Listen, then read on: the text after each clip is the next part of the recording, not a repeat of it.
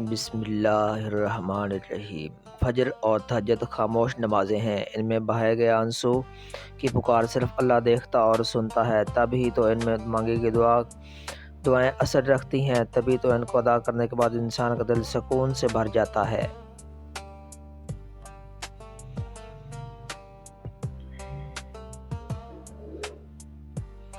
جو کہانی تہجد تک پہنچ جاتی ہے پھر وہ کبھی ادھوری نہیں رہتی۔ چاہت سے نصیب تک کا جو فاصلہ ہے وہ بس ایک دعا ہے۔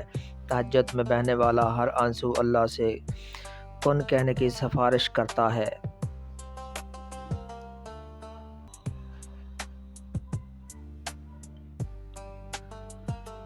آنسوؤں کا ہر قطرہ دنیا کی ہر چیز سے مہنگا ہے، لیکن کوئی اس کی قیمت اس وقت تک نہیں جان سکتا جب تک وہ اس کی اپنی آنکھ سے نہ نکلے۔ حد میں رہنا اللہ تعالیٰ کی بہت بڑی نعمت ہے۔ پانی حد سے بڑھ جائے تو طوفان بن جاتا ہے، اور آدمی حد سے بڑھ جائے تو شیطان بن جاتا ہے۔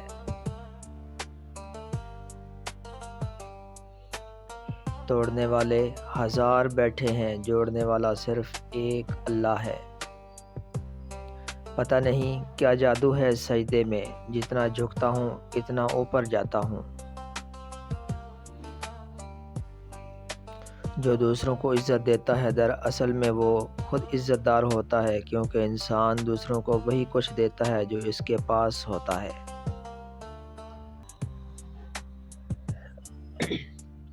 سچائی ہمیشہ خاموش رہنے والے انسان کے اندر ہی ملتی ہے۔ جھوٹ بولنے والے تو ہمیشہ شور مچاتے ہیں۔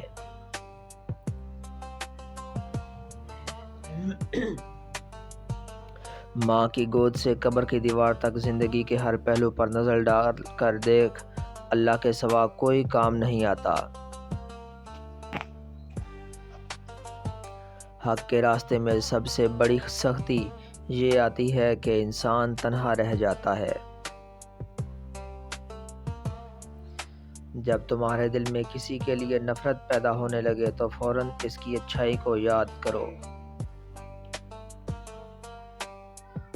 دشمن سے ہمیشہ بچو اور دوست سے اس وقت تک جب وہ تمہاری تعریف کرنے لگے۔ اپنے بہترین وقت کو نماز میں وقف کرو، کیونکہ تمہارے سب کام صرف نماز کے بعد ہی قبول ہوں گے۔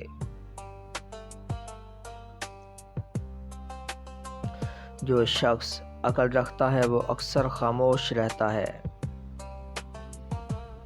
کسی کا سکون چھین کر عبادتوں سے کفارہ ادا نہیں کیا جا سکتا۔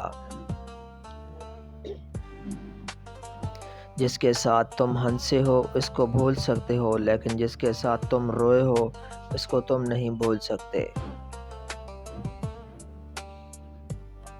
سوتے وقت سورہ کافرون پڑھا کرو، یہ تمہیں شرک سے بچائے گی۔ کبھی اپنی جسمانی طاقت اور دولت پر بھروسہ نہ کرنا، کیونکہ بیماری اور غربت آنے میں دیر نہیں لگتی۔ پیدا کرنے والی ذات کی قسم، رحمان نے انسان کو بہترین سانچے میں ڈال کر پیدا کیا۔ جہنمی اور جنتی وہ بعد میں بنتا ہے۔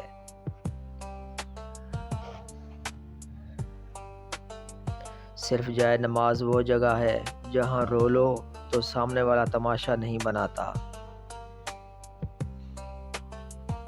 مایوس مت ہوں، کیونکہ زندگی کہیں سے بھی شروع ہو سکتی ہے۔ ایک پر عشق نازل ہوتا ہے، تبھی تو محمد صلی اللہ علیہ وآلہ وسلم پر قرآن نازل ہوا۔ پریشانیوں اور مصیبتوں کا سب سے بڑا اور خوبصورت حل نماز ہے۔ اگر کوئی چیز تقدیر میں نہیں بھی لکھی تو پھر بھی دعا ضرور کرنی چاہیے، کیونکہ تقدیر کے سامنے ہم بے بس ہیں، تقدیر لکھنے والا تو بے بس نہیں۔ حق کے راستے میں اگر ساری کائنات بھی تمہارے خلاف ہو تو بھی تم یہ یقین رکھو کہ اللہ تمہارے ساتھ ہے۔ حضور پاک کا فرمان ہے، جب تم کسی مریض کی عیادت کو جاؤ تو اس سے کہو کہ وہ تمہارے لیے دعا کرے۔ اس کی دعا فرشتوں کی دعا کی مانند ہوتی ہے۔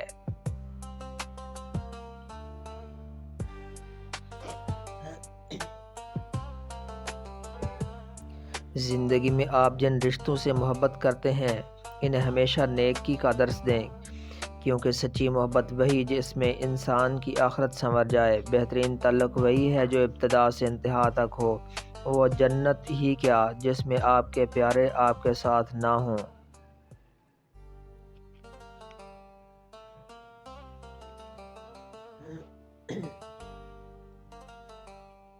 مکان کچا ہو یا پکا، زندگی گزر جائے گی، لیکن ایمان پکا نہ ہو تو آخرت کی زندگی گزارنا مشکل ہو جائے گا۔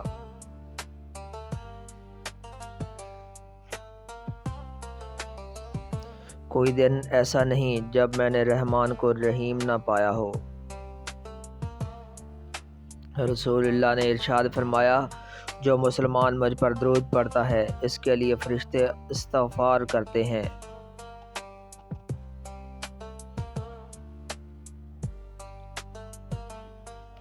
نصیحت وہ سچی بات ہے جسے ہم کبھی غور سے نہیں سنتے، اور خوشامد ایک بدترین دھوکہ ہے جسے ہم توجہ سے سنتے ہیں۔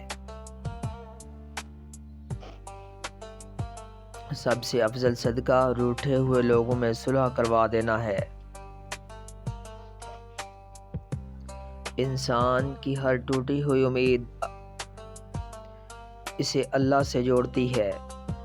بزرگوں سے سنا ہے کہ اگر یہ سنو کہ پہاڑ اپنی جگہ سے ہل گیا ہے تو یقین کر لینا، مگر کسی کی فطرت بدل گئی ہے اس کا یقین کبھی مت کرنا۔ عادت بدل سکتی ہے، فطرت نہیں۔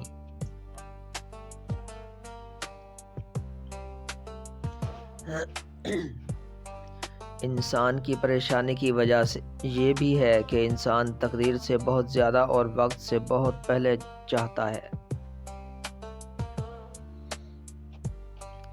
پھول جب شاخ سے ٹوٹ جاتا ہے تو اس کی زندگی ختم ہو جاتی ہے، مگر جب بندہ دنیا کے ہاتھوں ٹوٹتا ہے تب اس کی رب سے جڑ جانے کی شروعات ہوتی ہے۔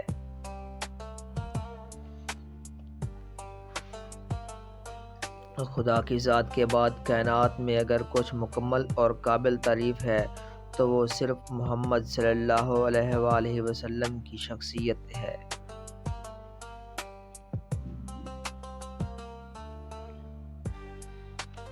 اپنے غموں اور پریشانیوں کو سینے میں دفن کر دو، اگر انہیں چہرے پر سجاؤ گے تو کمزور ہو جاؤ گے۔ بڑی عمر کی عورت سے شادی کرنے میں شرم محسوس نہ کرو، کیونکہ یہ سنت نبوی ہے۔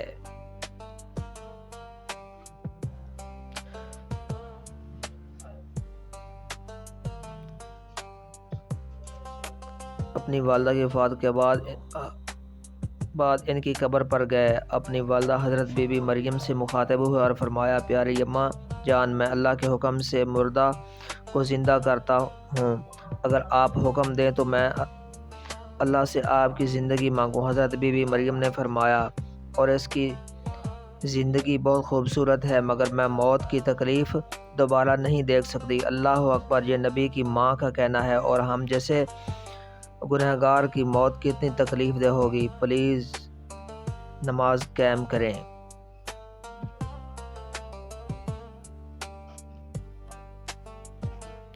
رسول اللہ صلی اللہ علیہ وآلہ وسلم فرماتے ہیں، ایک زمانہ ایسا آئے گا کہ لوگ مسجد کے اندر دنیا کی باتیں کریں گے، تو اس وقت تم ان لوگوں کے پاس نہ بیٹھنا، اللہ کو ان لوگوں کی کوئی پرواہ نہیں۔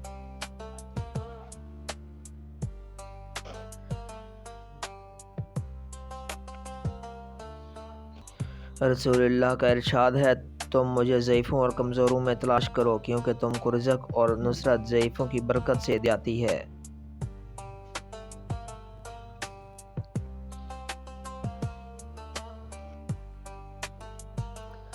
حضور پاک کا فرمان ہے، اگر تم اتنے گناہ کر لو کہ تمہارے گناہ، اگر اس کے بعد تم سچے دل سے توبہ کر لو تو اللہ تعالیٰ تمہاری توبہ قبول کر لیں گے۔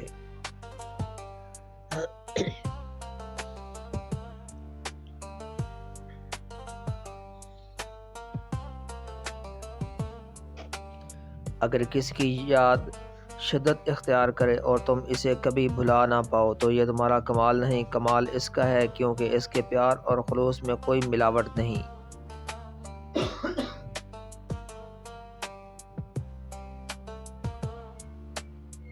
یہ جو فجر کے وقت خاموش اور سکون ہوتا ہے، یہ دنیا کی کسی بھی دولت اور آرام سے نہیں مل سکتا۔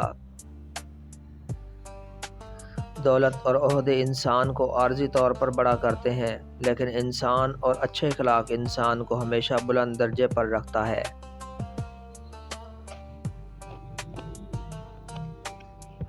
جب انسان کی عقل مکمل ہوتی ہے تو اس کی گفتگو مختصر ہو جاتی ہے۔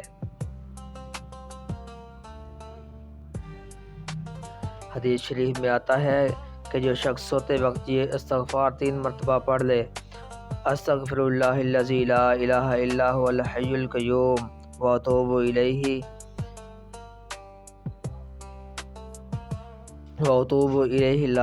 اللہ تعالیٰ اس کے تمام گناہ بخش دیں گے، خواہ سمندر کی جھاگ کے برابر یا ستاروں کی تعداد کے برابر ہی کیوں نہ ہوں۔ جب آپ کا دل بغیر کسی وجہ کے اداس رہنے لگے تو سمجھ لیں آپ کی روح اللہ کا ذکر مانگ رہی ہے۔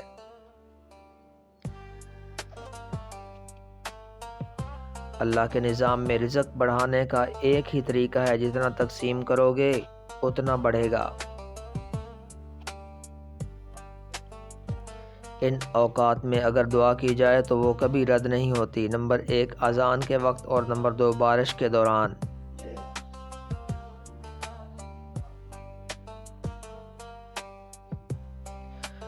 رسول اللہ فرماتے ہیں اللہ تعالیٰ نے ایسی کوئی بیماری نہیں بنائی جس کی دوا نازل نہ کی ہو سوائے ایک بیماری کے، وہ بڑھاپا ہے۔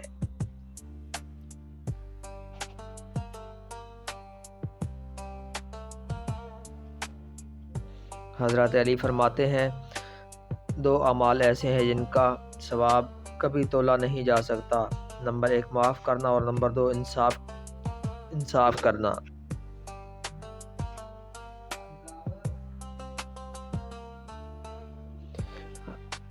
حضرت علی فرماتے ہیں جب تم کسی شخص کو اس کی دولت کی وجہ سے عزت دینے لگو تو سمجھ لینا تم نے اپنا ایمان کھو دیا۔